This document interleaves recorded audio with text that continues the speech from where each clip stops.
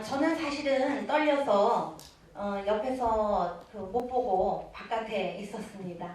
그래서 이것 때문에 뭐 여러 가지 얘기가 있었어요. 이거를 외우기가 너무 어려우니까 저 앞에다 뭐 이렇게 좀 그 영상을 해서 그걸 어떻게 커닝을 좀 하면서 하는 방법은 없느냐, 또는 뭐 귀에다 요즘은 뭐 그 설비가 좋으니까 귀에다가 뭐그 리시버 같은 걸 어떻게 꽂고 이렇게 좀 옆에서 이렇게 뭐 해주는 방법은 없겠느냐, 뭐 여러 가지 얘기가 있었습니다. 그러나 중요한 거는 우리가 지금 뭐 디지털 시대에 살고 있지만 그야말로 이거는 그 옛날식으로 내 몸과 마음을 닦아가면서 익혀야 되는 것이지, 그런 어떤 그 다른 보조적인 것에 도움을 받아서 해결할 수 있는 부분은 아니라고 생각을 했기 때문에 조금 이 공력을 많이 들여야 된다고 생각을 합니다.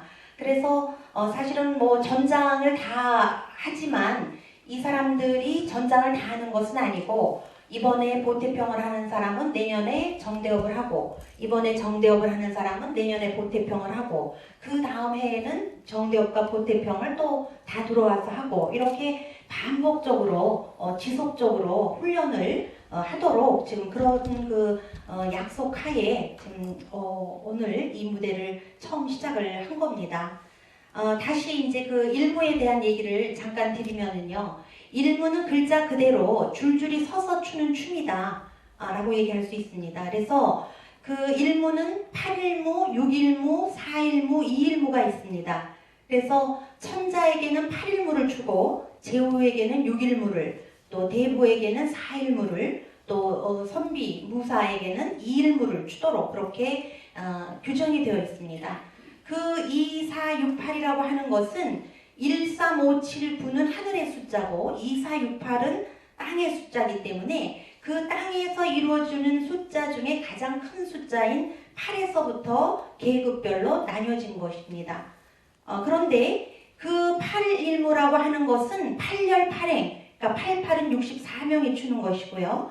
6일무는 66이 36명, 또 4일무는 4열 4행에 16명, 2일무는 2열 2행에 4명 이렇게 추는 것이라고 얘기하는 사람이 진나라의 도예입니다. 근데 또 한 사람은 그 이견이 조금 다릅니다. 그래서 한 그 행은 8이라고 하는 숫자가 고정이 돼 있어야 된다. 그래서 8일무는 역시 8열 8행이니까 64명이 맞고요. 그 후안의 복권이라고 하는 사람은 그 행은 그대로 8이 고정되는 상황에서 6일무는 6, 8은 48, 4일무는 4, 8은 32, 2일무는 2, 8은 16. 저 이거 잊어버리지 않으려고 밤새 외웠습니다. 예, 지금 안 틀리고 잘했은 걸로 생각이 되는데요. 그렇게 인원수가 차이가 있습니다. 그런데 우리나라에 처음 일무가 전해진 거는 이제 고려 예종 때라고 말씀을 드렸고요.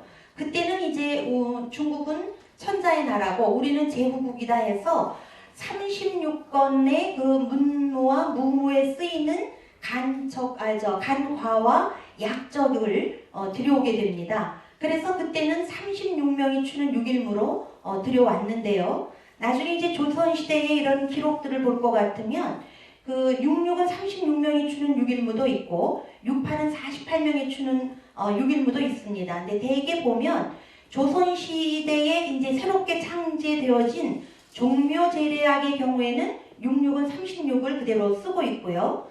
그러니까 무슨 사직이라든가 선농이라든가 선잠이라든가 이런 계통의 일무에는 6, 8은 48을 그대로 썼던 그런 그 기록들이 보이고 있습니다. 그러면 복권은 왜 8이라고 하는 숫자를 강조했을까요? 그 8이라고 하는 숫자는 굉장히 깊은 의미를 갖고 있습니다. 아까도 말씀드렸던 것처럼 이 땅에서 이루어지는 숫자 중에 가장 큰 숫자고요.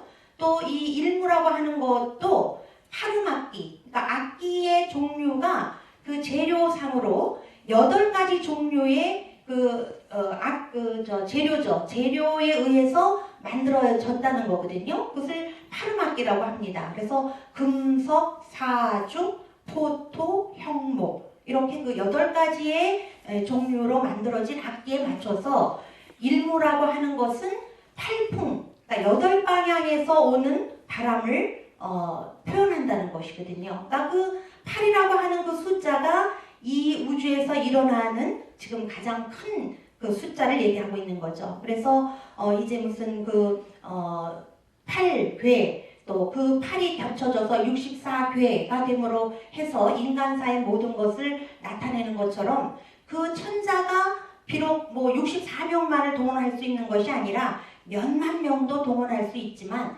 가장 큰 숫자인 88은 64만을 가지고도 이 그 파르마키에 맞추어서 팔풍을 조절할 수 있는 것은 바로 천자의 힘이다 라는 뜻으로 그 8일물을 추게 된 것이죠.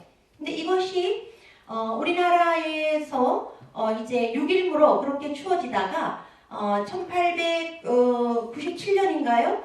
그 이제 고종이 황제라고 하는 칭호를 하면서 대한민국이랍니다. 대한제국으로 이제 호칭을 하면서 광무연호를 쓰게 되죠. 그때 모든 제도를 천자의 격에 맞추어서 일대 변혁을 거치게 됩니다.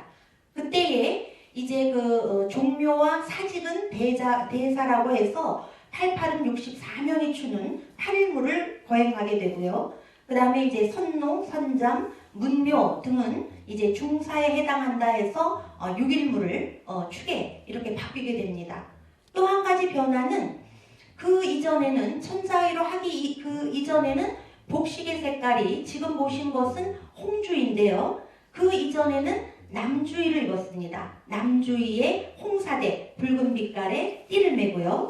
그 다음에 문무를 출 때에는 그 진현관이라고 하는 관을 썼고요. 무무를 출 때에는 피변관이라고 하는 관을 씁니다. 그리고 신은 오피리를 신었는데 바로 이제 이 천자의로 바뀌어지면서 의상도 홍주의의 남사대를 메고 그 다음에 머리에는 복두를 쓰고 그 다음에 신은 목화를 신게 되는 그런 변화를 갖게 됩니다. 그러다가 이제 일제강점기에 들어가면서 1908년에 선농과 선잠의 신의를 사직에다 같이 모셔놓고 제를 지냅니다. 그 다음에 사직과 선농, 선잠은 다 그 제의 자체를 없애버려요. 그래서 사직단이라고 하는 곳이 사직공원이 되죠. 그래서 거기에 무슨 뭐 풀장도 만들어지고 무슨 위락시설도 있고 동물원도 있고 뭐 이런 식으로 바뀌어지는 것처럼 어떤 그 우리의 정신을 없애는 그런 작업들이 이루어집니다. 그래서 그때 남아있는 것이 그때로부터 남아있는 궁중의 전통적인 의례는 종묘와 문묘에만 남게 됩니다. 그러다가 이제 그 조선 총독부는 성균관을 경학원이라고 이름을 바꾸면서 1928년에 6일무로 추던 것을 8일무로 바꾸게 됩니다. 그리고 정작 종묘에서는 그 이전까지는 8일무로 추던 것을 6일무로 해서 이제 격을 다시 낮춰버리는 거죠. 그러다가 이제 광복이 되고 난 이후에 다시 이런 그 재현 작업이 이루어지면서 그 종묘에서는 대한제국의 그 의를 따라서 8일무를 그대로 유지하고 있는 것이고요. 그 다음에 그 이 석전이라고 하는 문묘에서는 역시 그때 1928년 이후에 추어지던 그 8일무를 현재까지 지속적으로 추고 있습니다.